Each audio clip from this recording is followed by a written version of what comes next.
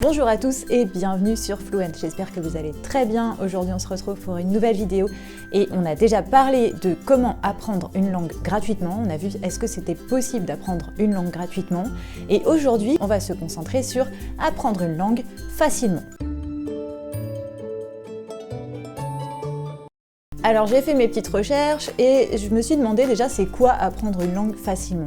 Eh bien pour moi, d'après ce que j'ai trouvé, apprendre une langue facilement, c'est apprendre une langue sans effort, sans moment de stagnation et sans procrastination. Alors c'est vrai qu'aujourd'hui, on est à l'ère du numérique, on est à l'ère des réseaux sociaux, on est aussi à l'ère de l'immédiateté, du tout de suite et on a tendance à se faire vendre un peu n'importe quoi sous prétexte qu'on peut le faire gratuitement, facilement et rapidement. Parce qu'on part du principe que grâce aux nouvelles technologies et à l'immédiateté que ça nous procure, eh bien tout ce qu'on va pouvoir désirer, on va l'avoir gratuitement, rapidement et facilement. Malheureusement, il faut se méfier de ce genre de promesses lorsque vous les voyez. Arrêtez de croire ce qu'on vous dit sur les réseaux sociaux et arrêtez de croire tout ce qu'on vous dit sur Internet. Je dis pas que tout est faux, je dis simplement qu'il faut faire attention lorsque les promesses sont trop belles et j'en ai déjà parlé dans la vidéo sur les nouvelles technologies. Donc, on peut très facilement tomber dans des pièges et lorsqu'on nous propose quelque chose qui est trop beau comme apprendre une langue en 3 semaines, apprendre une langue en 3 mois, etc., j'ai toujours précisé qu'il fallait quand même prendre un peu de recul et se méfier un peu. Alors effectivement, il y a bon nombre de disciplines dans lesquelles aujourd'hui on peut prendre des raccourcis et grâce notamment aux nouvelles technologies. C'est vrai qu'on peut aller plus vite, on peut savoir plus facilement des choses, l'accès à l'information est beaucoup plus fourni, on a beaucoup plus de contenu, on a beaucoup plus de personnes expertes ou pas d'ailleurs qui nous parlent de sujets donnés et quand on s'intéresse à quelque chose, c'est très facile d'aller trouver des informations dessus. Moi, quand j'ai appris mes premières langues, c'est-à-dire j'ai commencé l'anglais en 6e comme la plupart des gens qui ont mon âge, que je ne vous dirai pas, et j'ai aussi appris le portugais lorsque j'étais à la fac, mais je ne l'ai pas appris à la fac, comme je l'ai déjà dit, je l'ai appris en immersion avec des natifs. Et à cette époque-là, c'est vrai qu'il y avait Internet, il y avait déjà le début de YouTube, il y avait déjà quelques petites choses qui se faisaient en la matière, mais c'était pas encore très développé. Et donc c'est vrai qu'à cause de ça, j'ai peut-être perdu un peu de temps par rapport à ce que je pourrais faire aujourd'hui avec les langues étrangères. Mais ça ne veut pas dire qu'il y a des raccourcis qui vont permettre à votre cerveau, comme si on vous mettait une puce à l'intérieur de la tête et d'un coup vous savez tout. Voilà, il n'y a pas de raccourcis qui vont vous permettre d'intégrer des choses culturelles, d'intégrer une langue, un système si facilement que ça, en 3 semaines, en 3 mois. Ça, j'ai déjà dit, pour moi, c'est à peu près impossible. Et pour la langue, c'est un peu comme pour le dessin, pour ces choses-là, il n'y a pas vraiment de raccourci. Ça va dépendre de vous, ça va dépendre de votre travail. Désolé de briser vos rêves, désolé pour la mauvaise nouvelle, mais on va voir qu'il y a quand même des possibilités de faire des choses. Donc, comme je l'ai déjà dit, apprendre une langue facilement, qu'est-ce que c'est? Alors en principe, c'est apprendre une langue sans effort, sans stagnation et sans procrastination. On va déjà découper ces 3 aspects-là et on va voir qu'il y a quand même des choses qui sont possibles, mais il faudra quand même se mettre un peu au boulot. Alors apprendre une langue sans effort, comment ça se passe? Les efforts, je suis désolée, mais vous allez quand même devoir en faire. Cependant, il y a quand même un moyen pour que ces efforts ne soient pas ressentis comme des efforts. Et quel est ce moyen? Eh bien, le moyen de ne pas ressentir ces efforts, c'est de faire les choses avec plaisir, c'est de faire les choses en s'amusant. Comment on peut avoir du plaisir et s'amuser en étudiant une langue? Eh bien, déjà, commencez peut-être par vous créer un espace dans lequel vous allez aimer étudier. Arranger, alors je sais qu'il y a des gens qui habitent dans des endroits, des petits studios, des endroits comme ça qui sont pas forcément faciles à arranger, mais déjà, si votre matériel d'étude est bien rangé, toujours au même endroit, qu'il est sympa, qu'il est coloré et qu'il est agréable à utiliser, vous allez gagner en plaisir dans votre étude de la langue. Pareil, si vous avez un peu plus d'espace et que vous avez pu vous aménager un coin bureau, faites en sorte que ce coin soit attrayant pour vous. Positionnez quelques petits objets de déco, laissez-le toujours bien rangé, bien propre, de manière à ce que lorsque vous allez vous mettre à travailler, eh bien vous soyez content de le faire et que vous vous disiez pas « Oh là là, faut que je fasse tout ça, faut que je range, c'est poussiéreux, je retrouve pas mes affaires ». Alors voilà, organisez très bien votre espace de travail, ça vous fera gagner beaucoup d'envie de travailler. Ensuite, soyez comme un enfant, voyez l'apprentissage avec les yeux d'un enfant, c'est-à-dire émerveillez-vous de ce que vous voyez, étonnez-vous, cherchez à apprendre, soyez curieux et amusez-vous, faites en sorte que cet apprentissage soit ludique pour vous, faites en sorte de passer de bons moments et aussi de vous amuser par exemple en ayant des conversations sympas avec des natifs ou alors en regardant des séries que vous vous aimez en faisant des choses que vous aimez. Plus vous allez aimer ce que vous faites et plus votre apprentissage sera efficace, moins vous allez ressentir les efforts. Et là, effectivement, du coup, l'apprentissage n'est plus une corvée, c'est un jeu, donc on apprend sans effort. Ensuite, nos grands ennemis dans l'apprentissage d'une langue, ce sont les moments de stagnation. C'est-à-dire que lors de votre progression, vous allez faire très probablement un pic de progression au début parce que vous ne connaissez rien, vous partez de zéro, donc forcément ça va aller très très vite au départ, mais ensuite il va se passer un moment où vous allez arriver à un palier et vous allez stagner un certain temps. C'est à ce moment-là que vous allez vous poser pas mal de questions, que vous allez commencer à vous démotiver, que vous allez aussi vous interroger sur votre capacité à apprendre cette langue parce que ça va être le fouillis dans votre tête et que vous n'allez pas toujours pouvoir faire le tri dans toutes les informations que vous recevez. Vous avez l'impression que la tâche est insurmontable, mais ne vous inquiétez pas. On peut aussi faire en sorte de sortir assez vite de ces paliers de stagnation et ça en mettant en place des stratégies assez simples. La première d'entre elles, ça va déjà être celle qui va vous permettre de détecter que vous êtes dans un palier de stagnation. En fait, il faut avoir ce qui s'appelle des stratégies métacognitives. Ces stratégies-là, en fait, c'est à travers elles que vous allez régulièrement prendre du recul, faire le point sur vos points forts, sur vos points faibles, les réanalyser, remettre de nouvelles choses en place, faire un brainstorming de temps en temps pour voir où vous en êtes et où vous voulez aller. C'est ça qui va vous permettre de vous dire « Ah, peut-être que là, je me suis arrêtée, peut-être que ça fait un moment que je progresse pas trop ». Se poser les bonnes questions, être lucide, c'est fondamental dans ce genre de stratégie. C'est-à-dire, ok, alors déjà, on évite tout jugement de valeur. Ça, je l'ai déjà dit, on évacue le jugement de valeur. Il n'y a pas de « je suis nul », de « je n'y arriverai jamais »,« je ne suis pas capable ». Laissez ça de côté. Juste, soyez bienveillant envers vous-même et essayez de vous analyser de manière mathématique, de manière réfléchie, distanciée, avec du discernement. Et ça, comment on fait ça? Eh bien, vous prenez la compréhension écrite, la production écrite, la compréhension orale, la production orale et la grammaire, etc. Tous les domaines de la langue qui vous intéressent et vous relevez ceux dans lesquels vous avez des facilités et ceux dans lesquels vous avez des difficultés. À l'aide de ce point que vous allez faire, vous allez pouvoir savoir sur quoi il faut vous concentrer un moment, qu'est-ce qu'il faut élucider, qu'est-ce que vous ne comprenez pas et qu'est-ce qu'il faut éclaircir. Donc vous voyez, l'auto-analyse c'est déjà fondamental parce que à l'aide de ce que vous allez tirer de ce bilan, vous allez pouvoir mettre de nouvelles choses en place.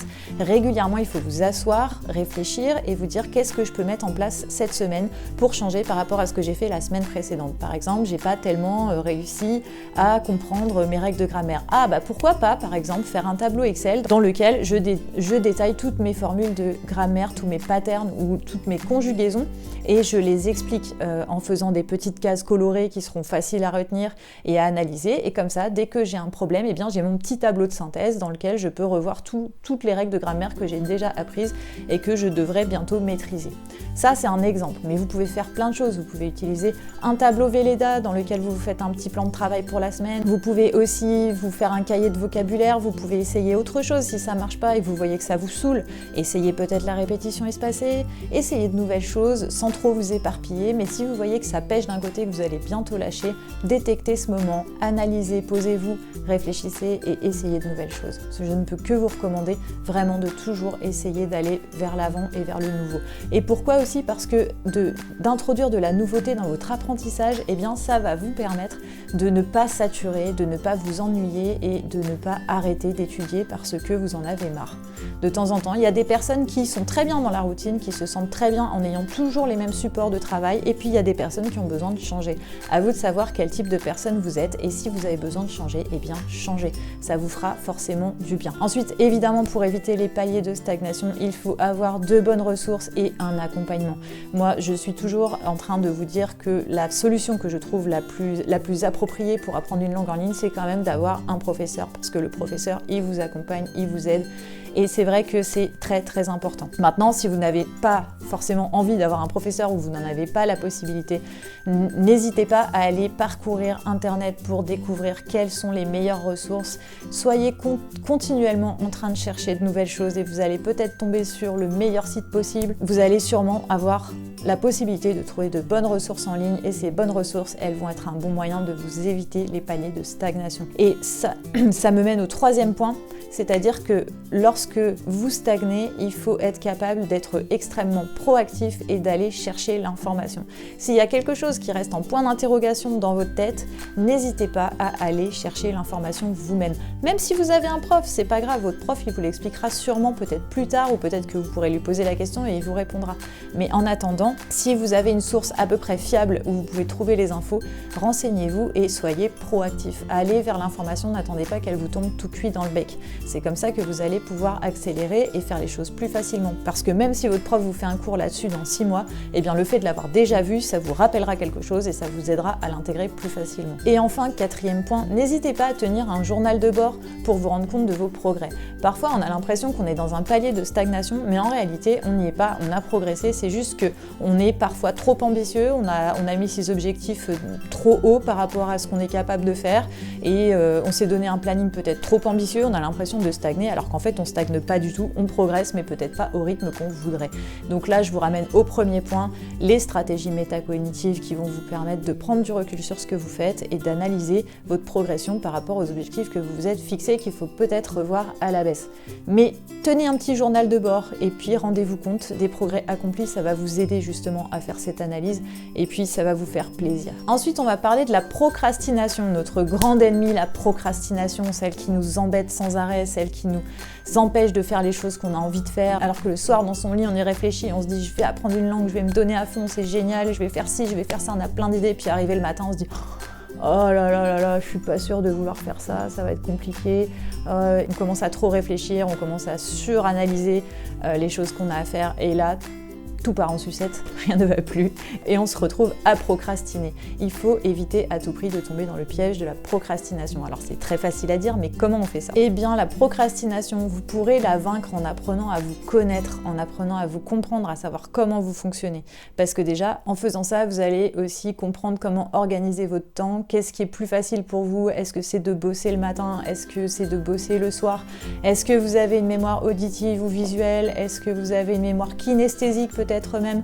Donc en vous comprenant et en vous connaissant, vous allez comprendre comment vous organiser au mieux pour que ça marche par rapport à ce qui vous est facile de faire. Par exemple, moi ce que je fais pour être sûre de bien accomplir mon travail, eh bien je rattache une nouvelle habitude à une habitude que j'avais déjà et qui marchait très bien. Par exemple, à une époque, je jouais à un jeu vidéo en ligne et à 19h, j'avais le rendez-vous avec ma guilde pour aller taper le boss.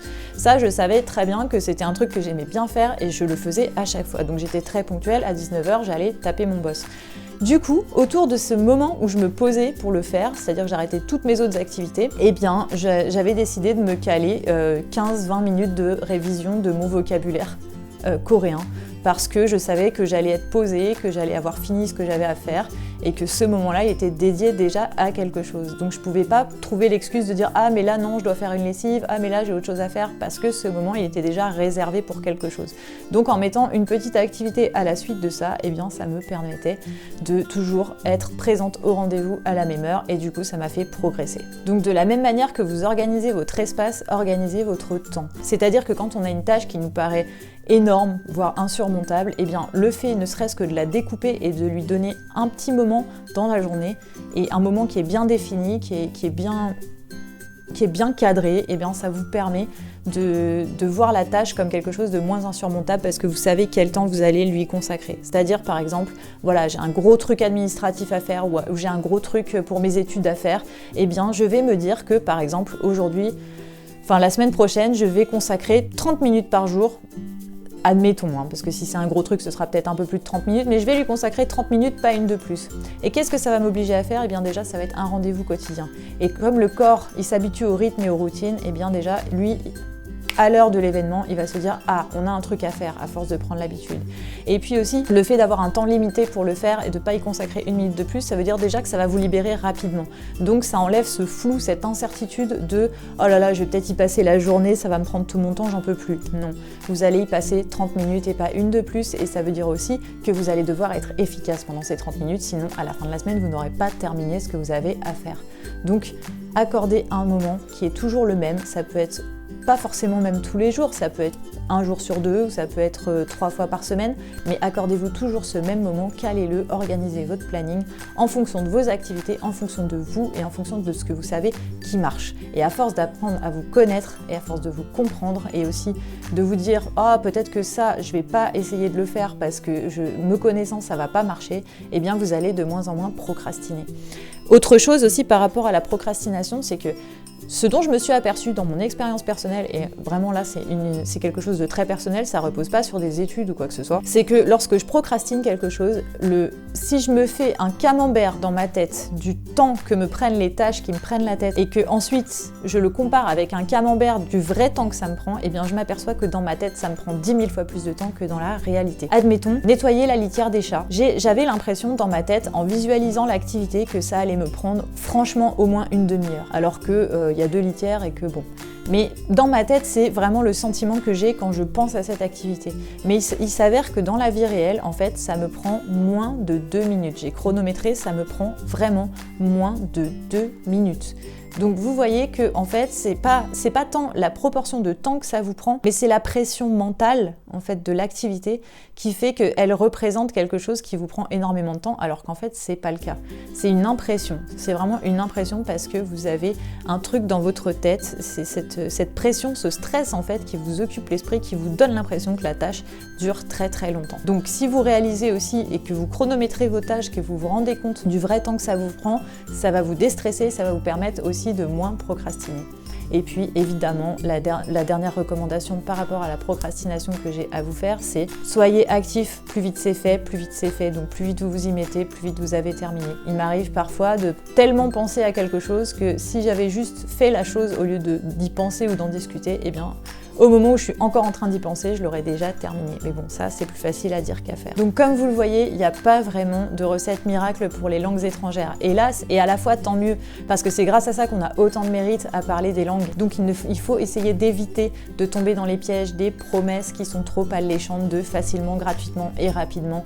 Évidemment, il faut avoir du discernement, du recul, comparer et comprendre qu'une langue étrangère, c'est quelque chose qui prend du temps, simplement parce qu'on a des notions culturelles, on a des notions grammaticales, on a tout un système qu'il faut implanter dans notre cerveau qui n'est pas le nôtre, le système phonologique, phonétique, toutes ces choses-là, les représentations et les idées véhiculées, les idées de la culture véhiculées par la langue, c'est des choses qui prennent du temps, c'est des choses qui se construisent en s'immergeant, en s'intéressant, et c'est comme ça qu'on va vraiment réussir à faire les choses de manière efficace. Donc oui, si vous vous lancez dans l'apprentissage d'une langue, il va falloir être patient, il va falloir prendre le temps et il va falloir vous investir. Après, tout dépend le niveau que vous voulez atteindre. C'est sûr que si vous voulez juste apprendre quelques mots pour vous débrouiller, ça vous prendra peut-être 3-4 semaines, j'en sais rien.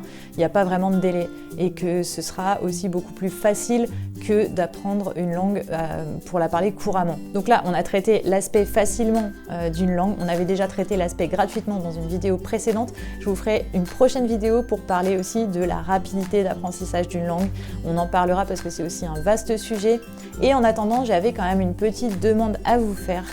Racontez-moi votre histoire avec les langues. N'hésitez pas à venir si vous estimez que vous avez une expérience à partager, que vous avez envie d'en parler et que vous avez envie de me le faire partager, quitte à ce que peut-être un jour je le fasse aussi partager sur la chaîne, eh bien si vous avez envie, racontez-moi votre expérience avec les langues étrangères.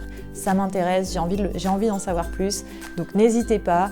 Et puis, dites-moi aussi s'il y a un sujet dont vous voudriez que je parle sur cette chaîne, s'il y a quelque chose que vous voudriez que je traite, si vous avez des questions, vous pouvez me contacter sur les réseaux sociaux et vous pouvez aussi le faire directement en commentaire. Je vous invite vraiment à me faire partager votre expérience. J'espère que cette vidéo vous a plu et si c'est le cas, n'hésitez pas à la liker, à la partager, à vous abonner, activer les notifications, nous suivre sur les réseaux sociaux et moi je vous dis à la semaine prochaine.